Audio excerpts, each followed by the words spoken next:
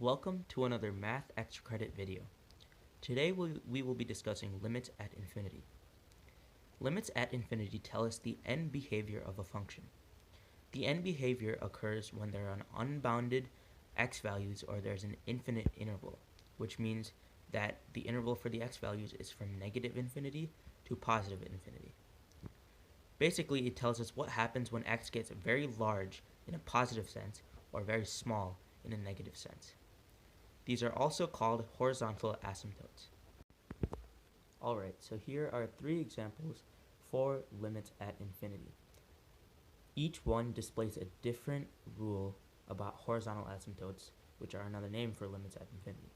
The first one asks the limit as x approaches infinity of 9x to the 7th minus 17x to the 6th plus 5x to the 5th over 3x to the 7th plus 1000x to the 5th plus 2x to the 4th. So, with this one, or with any limit problem, we are utilizing the leading terms.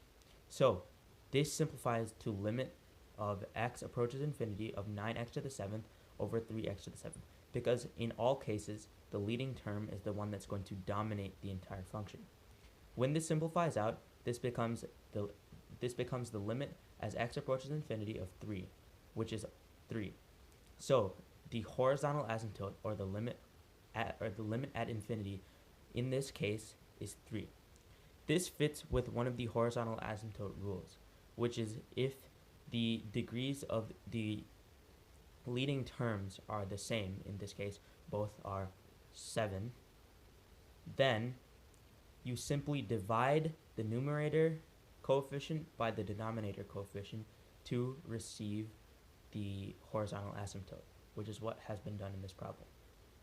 For example 2, it asks the limit as x approaches infinity of 3x to the 3rd minus 2x squared plus 7 over 6x to the 4th minus x cubed plus 2x. Once again, since the leading terms dominate the rest, we are going to be using them to determine the limit at infinity. So this simplifies to the limit as x approaches infinity of 3x to the 3rd divided by 6x to the 4th. This simplifies to the limit as x approaches infinity of 1 over 2x.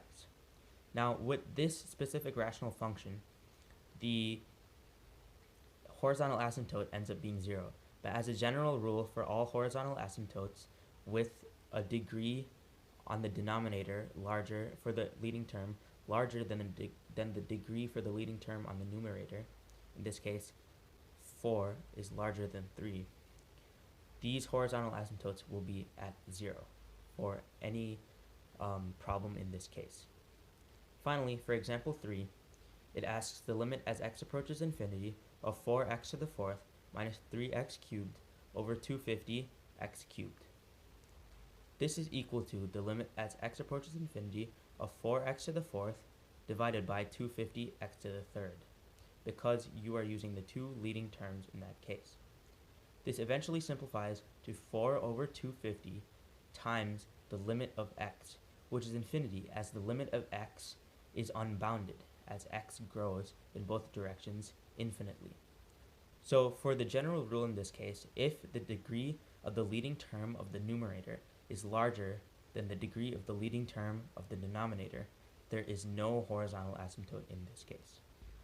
So you may be asking, why do we need limits at infinity?